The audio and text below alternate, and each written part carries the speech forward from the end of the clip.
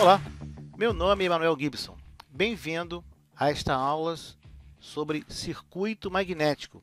Nosso assunto hoje é relutância e indutância. Se você ainda não é inscrito, inscreva-se, divulgue este vídeo, dê o seu like, faça suas críticas, dê suas sugestões e faça perguntas. Nossos objetivos são aplicar a teoria para a determinação da relutância e da indutância em circuitos magnéticos, determinar parâmetros magnéticos para análise e projeto de circuitos magnéticos. As nossas referências bibliográficas já foram comentadas em vídeos anteriores. E vamos começar comparando o circuito elétrico com o circuito magnético. Essa é a equação de Hopkinson para circuitos magnéticos. Do lado esquerdo temos a lei de Ohm. Observamos que quanto menor a resistência R1, maior vai ser a corrente. De maneira análoga, se nós diminuirmos a relutância do circuito magnético, aumentamos o fluxo magnético. A lei de Ohm regula a relação entre tensão e corrente em resistência, um resistor.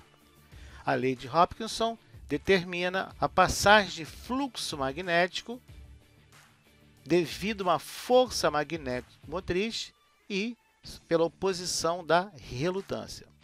Vamos também aplicar o parâmetro N vezes I, que é o número de espiras vezes a corrente no circuito. A força magnetomotriz, unidade ampere-espira, a relutância magnética Henry a menos 1 por Henry, e o fluxo magnético, a unidade é o Weber. Esse é o circuito magnético básico e essa é a lei de Hopkinson. A força magnetomotriz são as espiras percorridas por corrente. O enrolamento que você fez e a corrente que vai percorrer nesse enrolamento. Isso vai ser a força magnetomotriz.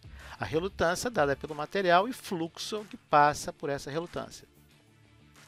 Alguns termos e parâmetros que já vimos no vídeo anterior são força magnetomotriz, número de espiras corrente, a permeabilidade magnética do material, a permeabilidade magnética relativa e a permeabilidade magnética do vácuo, que é uma constante que vale 4π vezes 10 a menos 7 Henry por metro.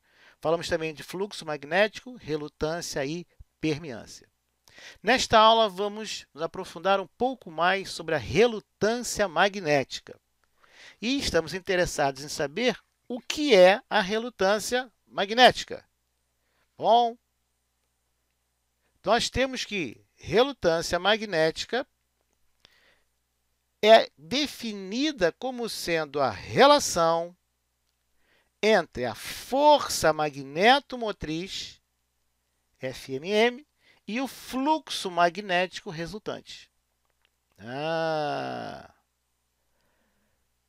E o que é relutância magnética? Sim, também podemos expressar em função da geometria, comprimento e área da seção reta e da permeabilidade magnética do material. Ela é análoga à resistência em circuitos elétricos, quanto à passagem de corrente, com a diferença que não existe dissipação de potência na relutância magnética. O que é a relutância magnética? É a oposição à passagem de fluxo magnético. E fluxo magnético é tudo que você quer em um circuito magnético. Seja força, torque, nível de sinal, você precisa do fluxo magnético. Quanto maior a relutância, menor a passagem de fluxo magnético. É como se fosse a resistência. Quanto maior a resistência, menor a corrente. Então, temos a relação relutância igual a força magnetomotriz dividido pelo fluxo magnético. O que é relutância? É a oposição à passagem de fluxo magnético. Então, quanto menor a relutância, maior a passagem de fluxo magnético. E geralmente esperamos isso. Geralmente. O que é, então, a relutância magnética? Então, se queremos um valor elevado de fluxo magnético no nosso circuito, seja alto-falante, o eletroímã, transformador ou a máquina elétrica, devemos buscar baixos valores de relutância magnética. Uma das maneiras, dadas as condições de geometria, é você trabalhar com permeabilidade magnética do material relativa elevada. E isso requer um custo mais alto. Mas explica por que o seu fone de ouvido celular é tão pequeno comparado com os antigos fones de ouvido. Então, se queremos um baixo valor de relutância magnética, temos três alternativas. Nós podemos reduzir o comprimento do circuito magnético, nem sempre é possível. Aumentar a área de passagem do fluxo magnético, se for possível. E trabalhar com materiais com elevado valor de permeabilidade magnética. Temos aí uma barra, vamos considerá-la homogênea, com uma superfície, uma área de ação reta A. Seja densidade de corrente ou fluxo magnético, essas flechas azuis representam. A resistência é dada por L sobre sigma A, onde sigma é a condutividade elétrica, ou podemos calcular a relutância, dado por L sobre μ vezes A, onde μ é a permeabilidade magnética. Resistência elétrica, relutância. A unidade da relutância no sistema internacional é por Henry, Henry é menos 1. E você pode também encontrar ampere por Weber. Evite, prefira usar Henry é menos 1. Vamos agora para indutância. Indutância expressa em Henry. E algumas das formas de você calcular a indutância em um circuito magnético são N2, o número de espiras ao quadrado, pela relutância, ou o produto de N espiras pelo fluxo, também chamado de fluxo concatenado, dividido pela corrente.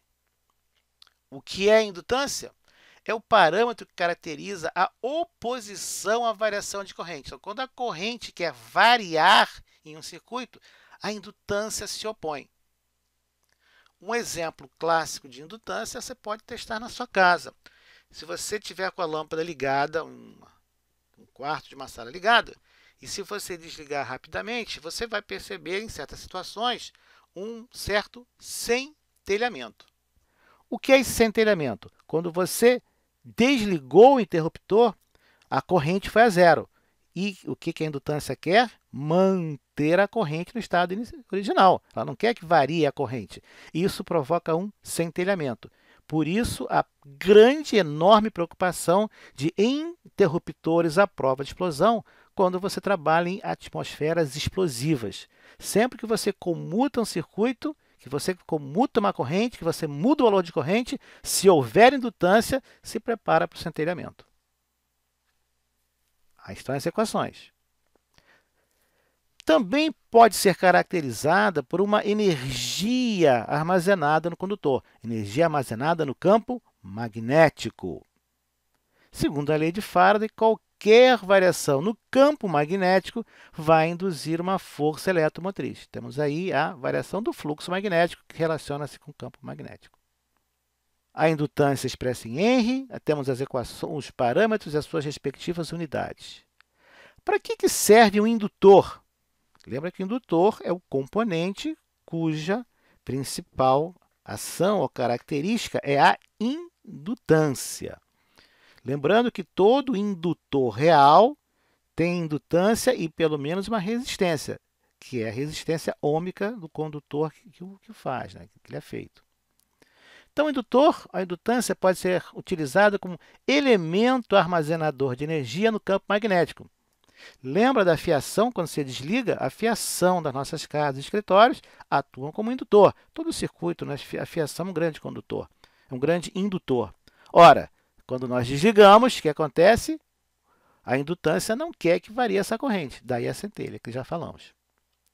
Pode ser também para limitar a taxa de variação de corrente. Você pode botar um indutor em série com certo circuito, de modo que você, quando ligue, a corrente não assuma um valor, uma taxa de subida muito rápida. Pode retardar a corrente em relação à tensão. A corrente é considerada 90 graus atrasada em relação à tensão em um indutor ideal. Pode atuar na ligação em série num filtro como um passa-baixa. Já se você ligar em paralelo, como um passa-alta. Pode operar como um circuito sintonizado se você ligar em paralelo com um capacitor, paralelo ou série. Pode operar em estruturas de casamento de impedância para transferência máxima de potência ou para melhorar essa transferência. Pode ser utilizado para redução de interferência conduzida. Se você estiver utilizando um notebook, olhe a fonte de alimentação, o cabo que vai ter o notebook. Está vendo aquele cilindro preto que tem um pouco antes de chegar no notebook? Aquilo é um indutor para limitação de ruído, do chaveamento que é provocado nos serviços digitais. Geralmente, você vai encontrar. Se talvez você estiver com um fone de ouvido no seu computador, algo de melhor qualidade, lá está de novo o tal do cilindro. Aquilo age como um indutor, limitando a passagem de pulsos. Ou seja, reduzindo a interferência conduzida. E também serve para alguns circuitos para acoplamento de corrente contínua. Você consegue alimentar, energizar o circuito com corrente contínua, mas bloqueia os sinais de alta frequência. E nem comecei a falar ainda de transformadores e linhas de transmissão, mas vamos chegar lá depois. Então não esquece, indutância é oposição à variação da corrente elétrica. Se a corrente elétrica está num valor, a indutância não quer nem que aumente nem que diminua. Já a relutância é oposição à passagem do fluxo magnético. Como é o circuito magnético, vemos aí um toroide, um enrolamento de N espiras percorrida por corrente I. O material toroide vai ter uma relutância e o fluxo magnético vai passar por esse material. Está a representação pela lei de Hopkinson aí. Uma aplicação real, vamos pegar um toroide real, que você encontra em qualquer fonte chaveada, raio externo, raio interno, raio médio. Os parâmetros estão sendo mostrados. O comprimento magnético é dado por 2πrm e a área é dado pela diferença entre o raio externo e o raio interno, multiplicado pela espessura. Então, é a espessura do toroide. No nosso primeiro exemplo, nós temos as dimensões do toroide. Você pode pegar na fonte, medir com um paquímetro, desligue a fonte e jamais trabalhe com material equipamento energizado. Então, você pega o nosso cátodo, com o que você encontrou, e meça, e você tem o dimensional, diâmetro externo, interno e espessura. E aí você tem um enrolamento com 20 espiras. Geralmente, quando se fala 20 espiras, geralmente é o que se chama de acoplamento cerrado. Procure manter as espiras bem próximas do núcleo e as espiras bem próximas umas das outras. Está vendo aqui aquela coisa amarela do toroide? Aquilo é uma fita para proteção. Esses materiais costumam ser como se fosse um pó prensado. Então, eles têm muita fragilidade mecânica. No nosso caso, a permeabilidade magnética relativa foi dada, 150, e queremos um fluxo no interior do núcleo de 7,56 microweber. Primeiro, vamos calcular a relutância do núcleo? Depois a permeância. A corrente de excitação mínima para atender essa especificação de fluxo dada? A indutância. Bom, vamos começar. Dados parâmetros dimensionais, nós vamos obter o nosso raio externo e o raio interno. Daí nós vamos obter o raio médio, o comprimento magnético médio, 2πrm, a área da seção reta. Então, agora nós temos o comprimento médio, o L, e a área da seção reta, o A. Temos o μr, μr vezes μ0, e agora encontramos a relutância, 5.738.562,398. Como eu disse já em aula anterior, não se assuste com valores bem elevados de relutância ocasionalmente. A permeância é simplesmente o inverso da relutância, 0,174 microhenry. Observe a unidade de relutância, Henry é menos 1, e a unidade de permeância, microhenry. No caso, foi microhenry. A excitação mínima, você vai usar a lei de Hopkinson com o NI. Então, NI igual a R fluxo. Nós temos que a corrente é de um pouco acima de 2 amperes. Nossa indutância, usamos N2 sobre relutância e encontramos 69,8 microhenry. Observe que, além de um paquímetro para medir o toroide, as dimensões de diâmetro externo, diâmetro interno, espessura, você precisa saber a permeabilidade magnética do material. Numa próxima aula, vou mostrar como utilizar o parâmetro AL para o cálculo de indutores. Aguarde. Alternativamente, podemos usar N fluxo sobre I e achamos 6977 microN. Mas por que não deu o valor exatamente igual? Pelas aproximações que nós fizemos. Cuidado com as aproximações. Então, você decide. 69,8 é um valor razoável. Cuidado com os arredondamentos. Utilize apenas grandezas do Sistema Internacional de Medidas. Metro para comprimento, metro quadrado para área, ampere para corrente, Weber para fluxo magnético e Henry a menos 1 para relutância. Indutância, Henry. Como é um circuito magnético, vamos ver agora um núcleo com essa forma retangular. Nós vamos ver depois que na prática nós teremos um núcleo com a letra C embaixo, a letra U e o I em cima, com um pequeno gap. Vamos inicialmente, simplificadamente, e isso você pode encontrar esses núcleos até de ferrite, considerar um bloco contínuo. Lembre-se que você vai utilizar o núcleo também em função da frequência. Fontes chaveadas utilizam um tipo de material diferente porque elas trabalham em frequências mais altas. Transformadores de 60 Hz, um outro tipo de material porque trabalham com frequência mais baixa. Está aí o nosso modelo, lei de Hopkinson. E agora temos, dado o comprimento do circuito magnético, que está em azul.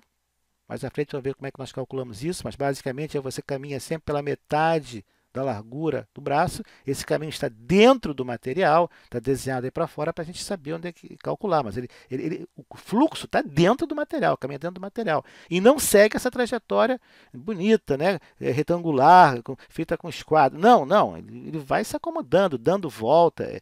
É bem complicado, muito complexo.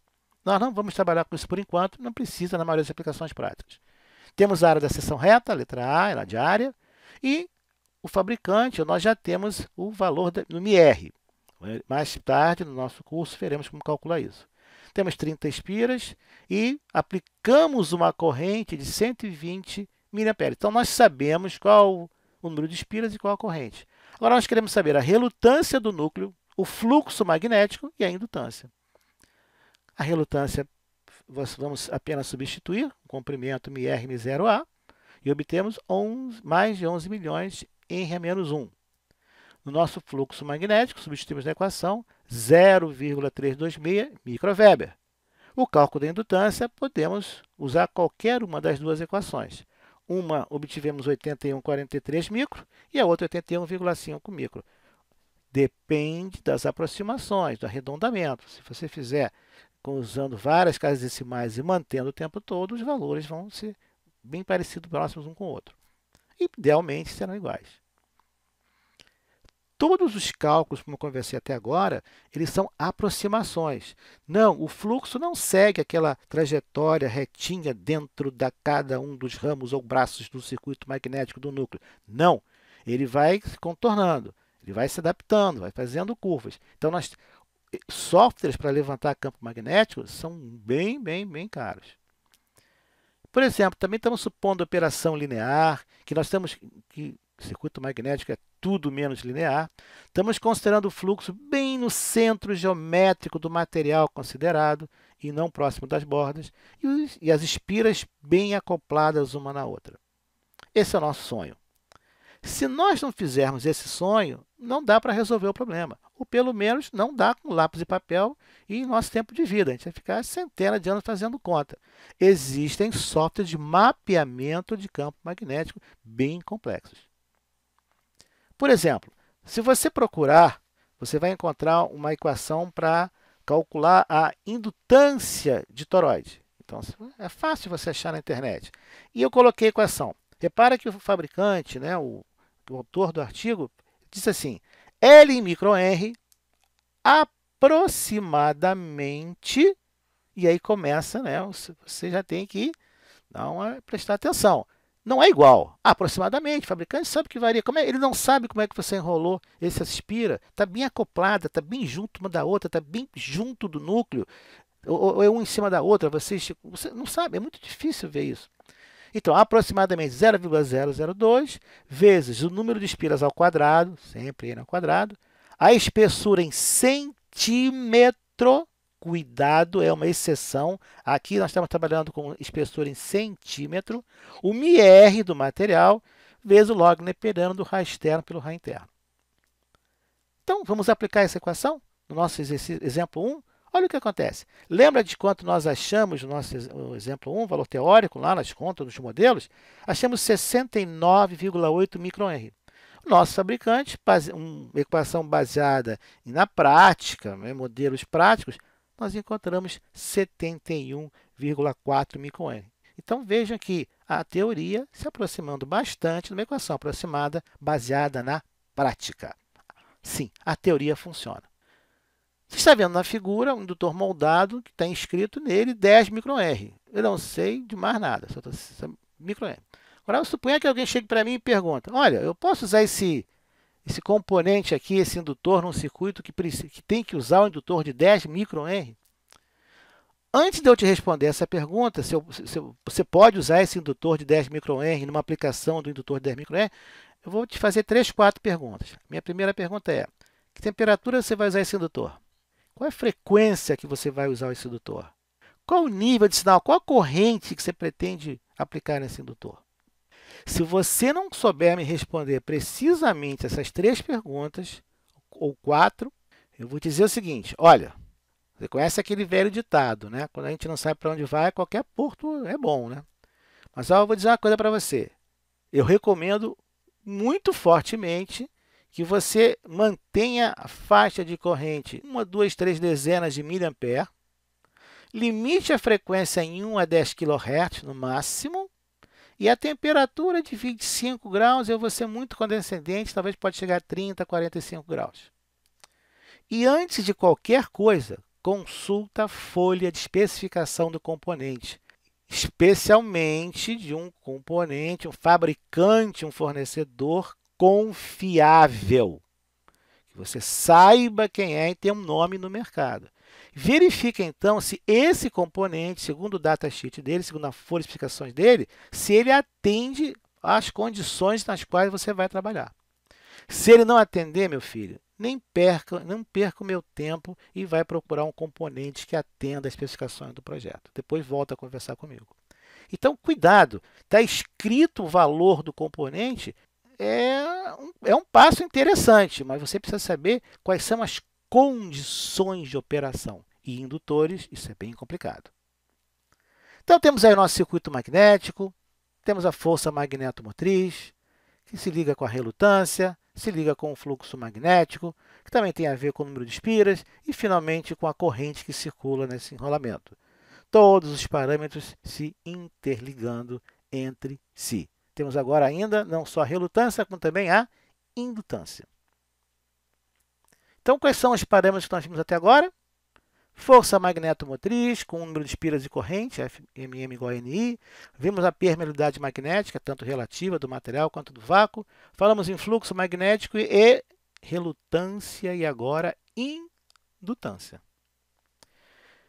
Bom, e quando tiver mais de um material no circuito magnético, você deve estar perguntando, um eletroímã. Tem o material do eletroímã e o material que ele está atraindo. E quando tiver um circuito com entreferro, com gap, alto-falante, como é que a gente faz isso? Então, quando for série, um circuito magnético for série, e quando for paralelo, como é que se obtém a permeabilidade relativa de material? Porque nessa aula, todos os exercícios, exemplos, me era dado. E quando não for, o que eu faço? Quem poderá nos ajudar? A teoria eletromagnética. Obrigado por ter assistido esse vídeo até aqui. Todas as perguntas que nós fizemos, nós vamos responder em futuras aulas. Assista aos demais vídeos sobre circuitos magnéticos. Bons estudos e não se esqueça de se inscrever e dar o seu like. Divulgue o vídeo. Faça suas críticas, dê suas sugestões, faça perguntas. Obrigado e até a próxima.